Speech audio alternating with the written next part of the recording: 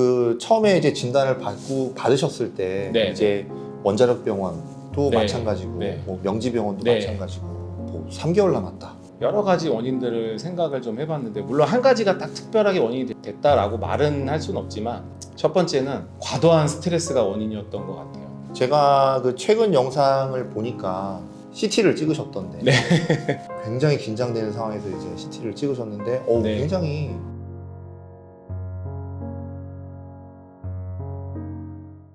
안녕하세요. 안녕하십니까. 네, 암사세 한연수입니다. 오늘은 또 귀한 분 모시고 인터뷰를 하게 됐는데요. 많은 분들 인터뷰를 했고 또 개인적으로 임상을 하면서 많은 환자분들 뵙고 있지만은 오늘 이제 모신 분은 제 개인적 느낌으로는 물론 아주 힘든 쪽으로 진단을 받으셨지만은 상당히 좋은 방향으로 풀릴 것 같은 그런 좋은 느낌이 드는 분이거든요. 오늘 모시고 그 비결과 그 과정과 이런 것들을 한번 여쭤보도록 하겠습니다. 자기소개 한번 좀 부탁드리겠습니다. 네, 안녕하십니까. 하준아빠 채널을 운영하고 있는 최장암 4기 하준아빠입니다. 만나서 반갑습니다. 네, 반갑습니다. 네. 네, 안녕하십니까. 그 유튜브 채널을 운영하고 계신데 네네. 맨 처음 채널 개설하셨을 때는 암과 관련 없는 이제 일반적인 영상들 가족들하고 이렇게 좋은 곳에 놀러 가서 이제 즐기고 그런 행복한 모습들 많이 올리시다가 이 영상이 뚝 끊겼다가 이제 몇 달 전부터 갑자기 이제 암과 관련된 영상이 이렇게 올라와서 네. 제 생각에는 기존의 구독자분들은 굉장히 당황하셨을 것 같은 그런 생각도 들고요. 6명이 당황했습니다. 6명 구독자 6명이. 네. 근데 그러면서 뭐 이게 어쨌든 진단 받으신 거는 좀 안타까운 일인데 암으로 근데 구독자분들이 또 갑자기 또 이렇게 폭발적으로 짧은 기간 동안에 네. 늘었던 경험을 하시게 된 것 같아요. 네. 뭐 그거는 그런데 일단은 뭐 지금 소개 이제 췌장암 4기라고 말씀하셨으니까 네, 네. 처음 언제 진단을 받으셨고 그 진단 받았을 때부터의 지금까지 어떤 과정 네, 네. 간략하게 말씀해 주실 수 있을까요? 혹시? 네. 2024년 7월 8일에 처음 진단을 받았고요. 지금 이제 투병을 한 지는 약 4개월 좀 지났고요. 그리고 현재는 항암 치료를 하고 있는데요. 사실은 원래 너무 기수가 안 좋고 변기가 워낙 안 좋아서 자연 치유를 생각을 했었어요. 항암 치료를 한다면은 좀 뭐랄까 너무 시간이 짧을 것 같아서 자연 치유를 생각을 했었는데, 항암 치료를 하면서 지금까지 정말 큰 문제 없이 잘 치료를 지금 받고 있습니다. 그 영상 초반에는 보면은 사실은 좀 살집도 좀 있으시고 네네. 그때 제가 맞아요. 영상을 제가 이제 따로 지금 인터뷰 전에 보니까 처음에는 87kg 정도셨었는데 네. 이제 지금은 거의 67, 8 뭐 이렇게 왔다 갔다 하시는 것 네, 같아요. 네. 거의 20kg 정도. 그렇죠. 이렇게 20kg 정도가 아마 떨어진 감량이 됐을 건데. 거예요. 근데 그런데도 불구하고 그냥 제 느낌인지는 모르겠는데 살은 빠지셨는데 네. 얼굴은 좋아지신 것 같은 이게 참 되게 아이러니한 일인데 네. 그러니까 사실 처음에는 진단받으셨을 때 영상 보면은 좀 약간 좀 이렇게 많이 스트레스를 좀 많이 받고 있고 삶이 좀 이렇게 좀 힘들어 보이시는 어떤 그런 느낌이 좀 없지 않아 있었는데 맞아요. 얼굴에 나타나죠, 그게. 근데 시간이 지나서 오히려 얼굴이 좀 펴지시는 것 같은 암의 축복입니다.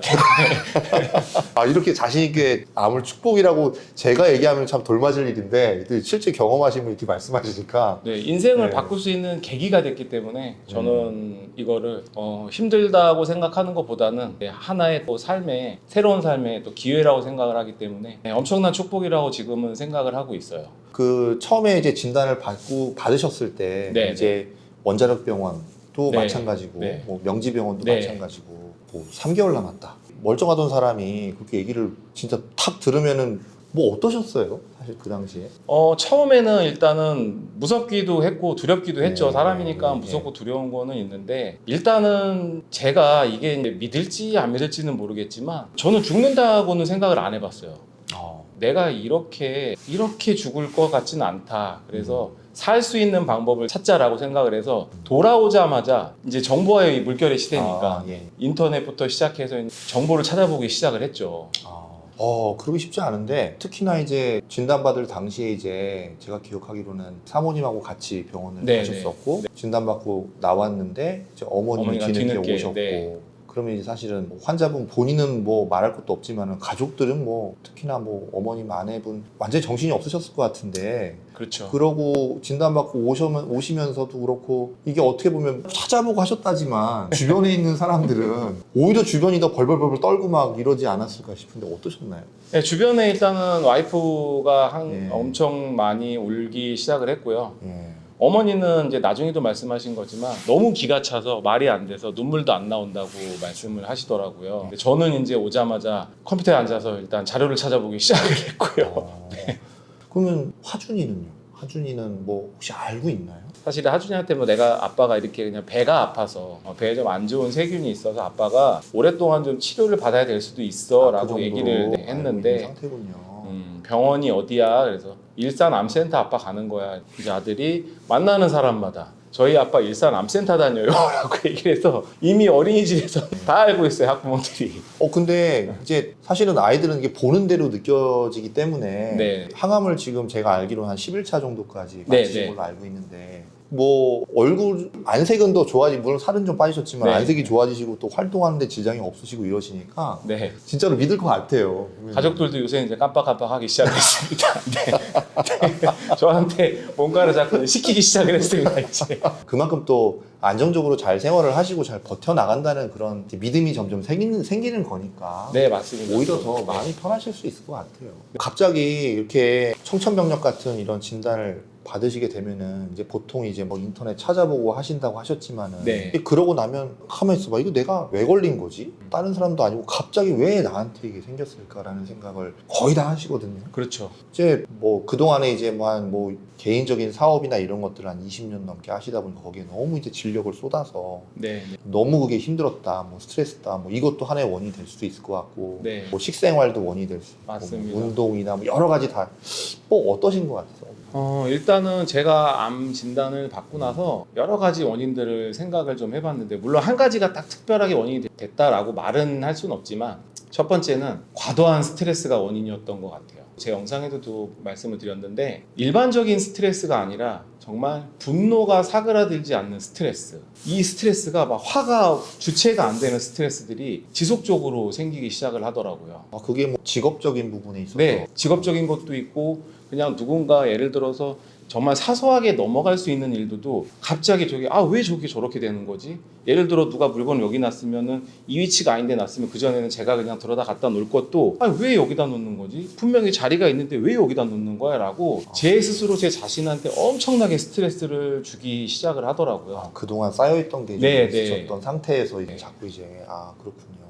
그게 제일 크셨던 것 같다는 말씀이신 네, 거죠? 그게 첫 번째였던 것 같고요. 두 네. 번째는 이제 식습관. 네. 사실 근데 대한민국에서 자영업이나 사업을 하시는 분들이 식습관이 좋으신 분들은 많지는 않다고 생각을 하는데 이 두 번째도 마찬가지로 원인은 될 수는 있지만 이 두 번째보다는 첫 번째의 원인이 가장 크지 않았나 저는 생각을 하고 있습니다. 네. 그 식습관 말씀하셨는데 좀 구체적으로 어떤 생활을 하셨었는지 폭식이죠. 네. 폭식이요? 네. 아침 안 먹고 예. 점심과 저녁 사이에 한 번을 먹는 예. 그런 이 점저라고 점저. 해야 되겠죠. 네. 그렇죠. 예. 점저를 먹고 그렇게 되면 저녁에 집에 들어오게 되면 배가 좀 고프기 시작을 하잖아요. 예. 그러면 또 이제 늦은 야식을 먹는 네, 그런 패턴들이 아마 가장 안 좋은 식습관이 아닐까. 뭐 거기에 좀 이렇게 좀 반주도 좀 당연하죠. 곁들이시고. 네. 빠지지 않는. 그러신가요? 네. 그러셨군요. 이게 또 점저로 이렇게 드신다고 그러시면 이게 또 어쨌든 일과 시간 중이니까 네. 뭐 급하게 또 드실 그렇죠. 수밖에 빨리 없는 먹게 되고요. 상황일 거고. 근데 뭐 하준 아빠님뿐만이 아니라 그렇게 뭐 특히나 뭐 40대 가장 이런 네, 사람들은 맞아요. 너무 많아요. 너무 많죠 정말로. 네. 그래서 점점 더 암 환자분들이 폭증하고 이렇게 돼 있는 것 같습니다. 맞아요. 그 이유가 정말 한 몫을 하는 것 같더라고요. 예. 제가 그 최근 영상을 보니까 CT를 찍으셨던데 네. 굉장히 긴장되는 상황에서 이제 CT를 찍으셨는데 네. 굉장히 좋은 결과가 나왔다고 들었습니다. 일단은 저희 담당 교수님께서도 정말 기대를 사실 많이 안 하셨을 수도 있기도 하지만 물론 환자한테 기대를 안 한다는 게 아니라 잘 나오길 바라지만 사실은 걱정도 많이 하셨던 것 같은데 일단 CT 결과가 나오시고 나서 제가 진료실에 들어가자마자 저한테 이 컴퓨터 화면을 돌려가지고 보여주면서 너무 신나서 이렇게 네. 그런 적이 사실은 없었거든요. 그래서 간에 있던 병변도 지금 약 한 10분의 1 정도의 크기로 줄고, 그리고 원발에 있던 췌장 크기도 한 50% 정도 이상이 줄어서 판독지에도 머치라는 얘기가 계속 들어가 있어요. 간의 병변에도 머치, 그리고 췌장 원발에 대한 부분도 머치. 그래서 교수님께서 엄청나게 좋아하시고, 특히나 이제 뭐 이 수치가 큰 의미가 없을 수 있겠지만 뭐 당뇨 수치라던가 특히 췌장암 환자들이 얘기하는 그 CA19-9 네, 수치, 이것들이 처음에 한 3,000대에서 지금은 약 40대까지 내려왔기 때문에 거의 정상 가까이. 네, 46이 이번에 나왔기 네. 때문에 사실 그런 거에 대해서 언빌리버블이라고. 저도 이제 현장에서 임상을 하고 있지만 네. 그 췌장암 같은 경우에는 원발에 1cm 줄이는 것도 상당히 어려운 일이거든요. 그렇다고 하더라고요. 정말 췌장암은 이게 항암은 정말 죽게 진짜 힘들게 하는데 3개월 동안이도 얼마든 CT를 찍어보면은 아 그래도 줄었습니다. 그냥 줄었다는 거에 만족을 하는 정도지. 네네. 이렇게 뭐 엄청나게 뭐 이렇게 몇 분의 몇으로 줄어들고 이런 거는 사실은 많이 보기가 쉽지 않아서 사실 좀 마음 같아서는 저도 좀 영상을 보고 좀 이렇게 기록지를 봐서 확인을 하고 싶은 이런 생각이 들 정도로 굉장히 엄청난 결과거든요. 네, 제 영상에 들어오시면 기록지가 나와 있습니다. 네. 근데 저도 이제 좀 반대 이게 약간 그 흐린 부분이 있어가지고 한글로 이렇게 좀 번역된 부분이 있고 해서 네네. 그래서 이제 간접적으로만 확인을 했는데 네. 어쨌든 이런 결과가 있다는 거는 저는 이거는 분명히 항암만의 역할은 저는 아닐 거라고 생각을 하거든요.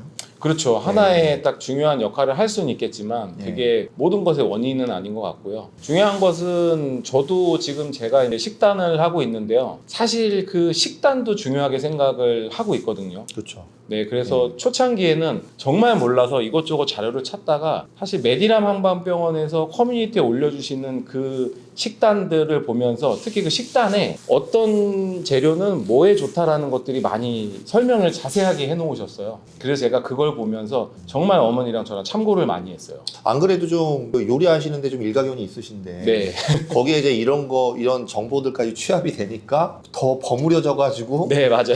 보니까 무슨 뭐 암 환자 전용 케이크 같은 것도 네, 만드셔가지고 이렇게 하시는 것 같던데 네. 아 그런 쪽으로도 도움이 되셨군요. 아유 정말 다행입니다. 근데 또 식생활도 그렇지만 또 이제 뭐 영양제라든지 뭐 네, 이런 네, 거에 대해서도 상당히 좀 뭐 나름대로 많이 알아보신 것 같고 제가 보기에는 네, 네. 그래서 뭐 그런 거에 대한 영상도 많이 찍어 올리셨던데 맞아요. 그런 정보들은 혹시 어디서 이렇게 주로 이 부분에서는 환우분들께서 좀 생각을 하셔야 되는 게, 뭐 유튜브라든가 블로그 이런 데서 인터넷에 돌아다니는 정보를 취합하셔가지고 사실 힘들 것 같고, 이 부분은 이 암 요양병원이라든가 아니면 또 다른 기능의학 병원이라든가 이 원장님들하고 상담을 전문의들하고 좀 상담을 통해서 한다면은 좀 더 좋은 결과를 얻을 수 있는데, 사실 이제 저희 단톡방에서도 그렇지만 서로 영양제를 추천하는 네, 그런 좀 안 좋은 상황들이 많이 좀 발생을 하고 있어요.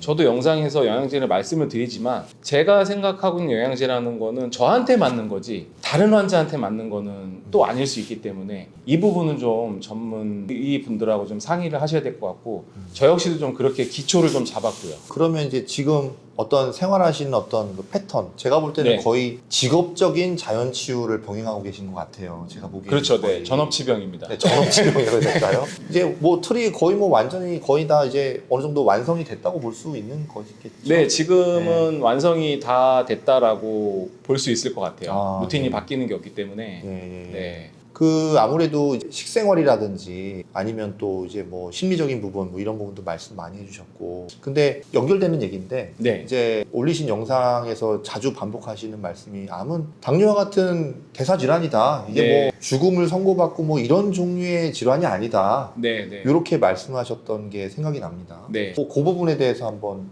혹시 어떤 생각을 가지고 계신지. 일단은 제가 예전에 당뇨병하고 결핵이라는 게 이 대한민국에서 가장 위험한 질병으로 치부되던 시기에 대한 것을 알게 됐고요. 그리고 지금은 또 암이라는 질병이 사실은 엄청나게 급속도로 환자가 발생수가 많아지는 것 같고, 거기에 있어서 또 암이라는 게 치료가 안 되는 이유도 저도 좀 생각을 해봤는데요.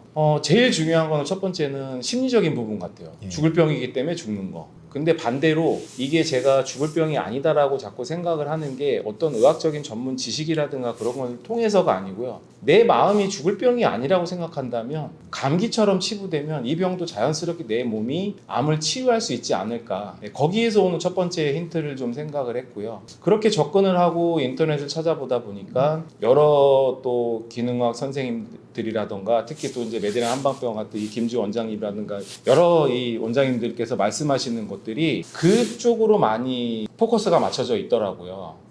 그렇죠, 그렇죠. 네. 그게 저도 조금 아쉬움이랄까요? 이런 게 개인적으로 있는 부분이 물론 이제 대학병원에 계시는 교수님들이나 네. 원장님들이 너무 정확한 근거를 가지고 환자분들께 네. 잘 티칭을 해주시긴 하시는데 이제 사실 이제 뭐 기능의학적인 부분이라든지 이런 네. 부분에 대해서 물론 이제 뭐 세포 실험이나 동물 실험이나 뭐 이런 거를 통해서 네. 나와 있는 부분은 많기는 하지만 사실은 대규모적으로 사람을 그렇죠. 대상으로 네, 네. 해서 뭔가를 이렇게 확 내기에는 어떤 실험적인 부분에 있어서 윤리적인 부분도 따를 수 있고 그럼요, 맞아요. 그러다 보니까 네. 뭐 하다못해 뭐 담궈 먹으면 안 좋다고 했을 때 그걸 뭐 사람을 이렇게 모아놓고 이 사람은 뭐 그렇죠. 가둬놓고 담궈만 먹이고 네. 할 수가 없는 없는 상황이니까 부분이기 때문에 맞아요. 이제 그러다 보니까 이제 근거적인 부분에 있어서 좀 이렇게 나중에 간접적으로 이렇게 추정해보는 이런 방법밖에 네, 없기 네. 때문에 맞습니다. 이해는 하는데 또 사실은 너무 기능학적인 부분에서 얘기하는 것들이 우리가 꼭 근거가 이런 게 아니라 하더라도 우리가 상식적으로 당연히 그럴 거라고 생각하는 부분들도 너무 많고 그런 것들을 또 과학이 밝혀가고 있는 부분도 있고 거꾸로 네. 그런 게 있기 때문에 굳이 피해가 안 된다면 최소한 네, 네. 방해가 안 된다면은 당연히 이거는 해서 받아들여가지고 내가 컨디션이 좋고 내 몸이 좋고 투병 생활하는데 도움이 된다면은 방해가 되지 않는 선에서 너무 내 몸을 뭐 혹사시키거나 아니면 뭐 혈액 검사 수치가 안 좋아지거나 이러지 않는 선에서 시도를 다양하게 해본다면은 저도 나쁘지 않을 거라고 생각은 하거든요. 네, 저도 그 원장님 말씀에는 100% 동감을 하는 게 네. 사실 저는 3개월이라는 시한부를 받고 새 삶을 살기 위해서 노력을 했는데요. 어떻게 보면 걸을 게 없었어요. 내가 시도할 수 있는 거는 다 해보자. 확률을 0.1%라도 높이자는 생각이었는데 그런 방법에서 접근을 하다 보니까 사실은 항암 치료보다는 번외 치료, 그러니까 보완 치료 쪽에 기능의학 치료 쪽에서 또 많은 생각을 하게 되고 접근을 했는데요. 오히려 지금 항암 치료를 받는 와중에 물론 표준 치료가 정말 정답일 수도 있고 아닐 수도 있겠지만 이 표준 치료를 하는 와중에 지금 현재도 저는 번외 치료를 생각을 하면서 내가 내 몸에 대해서 면역력을 높일 수 있는 치료는 사실은 충분히 시도해 볼 수 있다고 생각을 하는데 너무 이 현대사회가 만들어낸 좀 그런 도구마가 아닌가. 그래서 그런 부분에 있어서 또 환자분들 너무 보수적이게 되고 그런데 제가 환우기 때문에 감히 말씀드릴 수 있는 거는 나중에 병원에서 표준 치료가 정말 할 게 없을 때 그때 가서 번외 치료를 찾기 시작을 하시더라고요. 조금 늦은 감이 있죠. 네, 그게 너무 저는 안타깝다는 생각이 좀 많이 들어서 오히려 할 수 있는 기회가 있고 몸 컨디션이 될 때는 무조건 해야 되는 게 아니라 충분히 내가 의료진들하고 상담을 해보고 거기서 결과값들을 내가 들어본다라면은 확 그 생각들이 바뀌지 않을까 저는 생각이 들어요. 저도 이제 너무 뒤늦게 오셔가지고 네. 뭔가 이렇게 해보고 싶어도 맞아요. 그거를 받아들일 만한 뭐 하나 뭐 물 한 모금도 제대로 못 드실 수 있는 상황에서 이거 뭐 어떻게 이걸 하나 네. 라는 싶은 생각이 들 때가 꽤 많이 있거든요. 시도를 다양하게 병행을 해서 이렇게 하시는 게 참 좋을 것 같다는 생각이 듭니다. 아까 전에 진단을 받으셨을 때 내가 그래도 죽을 것 같지는 않았다 이런 말씀 하셨는데 네. 지금에 와서는 어떠세요? 그 죽음이라는 단어를 딱 생각했을 때 어떤 느낌일까요? 지금? 이제는 예전보다 죽음이 가까이 있는 것 같다는 생각을 해요. 오히려 근데요, 네, 그런데 이게 내가 죽을 것이다라는 가까움이 아니고 지금은 이 죽음이라는 걸 조금씩은 인정을 하고 가는 것 같더라고요. 오히려 네, 그게 오히려 더 저한테는 좋지 않을까라는 생각이 드는 게 그런 말이 있잖아요. 뭐 살고자 하는 사람은 죽을 것이고 죽으려고 하는 사람은 살 것이다는 그런 말이 있다시피 제가 그냥 죽음을 인정하고 누구나 한 번쯤은 죽기 때문에 그걸 인정하고 받아들이고 내가 죽지는 않을 거야. 하지만 언제든지 나는 또 죽을 수 있는 상황이 되기 때문에 이 죽음을 너무 두려워하지 말자. 단 죽는다면 고통 없이 보내다오. 이런 얘기도 와이프한테 농담으로 하긴 했었는데 이게 이제 죽음이 가까이 오다 보니까 사실은 마음이 조금 더 편해지는 것 같아요. 인정을 하고 나니까. 이게 인정을 못 하니까 더 마음이 힘든 것 같더라고요. 지금 되게 진짜 깊은 말씀 하신 거거든요. 이게 네. 저도 사실은 이런 말씀을요, 진단받으신 지 얼마 안 되신 분들한테는 제가 할 수가 없어요. 거의 이제 받아들이시기 너무 힘드시기 때문에 이제 어느 정도 좀 경험이 쌓이시고 많은 굴곡을 좀 진단 상태에서 많이 겪어보시고 이러신 다음에 나중에 가서야 진짜 몇 년 지나고 나서라든지 이렇게 좀 자연스럽게 좀 받아들이시는 경우가 좀 더 많이 있고, 근데 그러고 네. 나서 오히려 더 마음이 좀 편해졌다. 그게 사실은 어떻게 내려놓아짐인데, 그게 인위적으로 막 내려놓는 게 그렇죠. 아니라 안 되죠. 네. 내려놓아짐, 그거를 이제 하시게 되는데, 그거를 이제 자연스럽게 뭐 누가 가르쳐 주는 사람이 없어도 네. 이렇게 깨닫게 되시는 게 아닌가 그런 생각이 듭니다.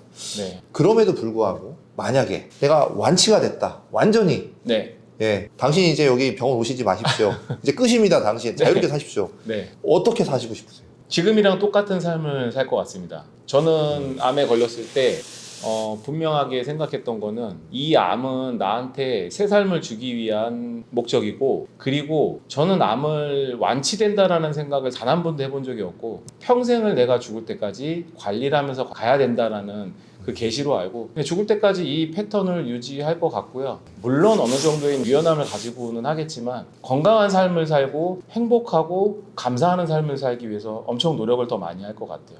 금전이라는 그런 말도 안 되는 사슬에 갇혀가지고 좀 그렇게 살고 싶진 않더라고요.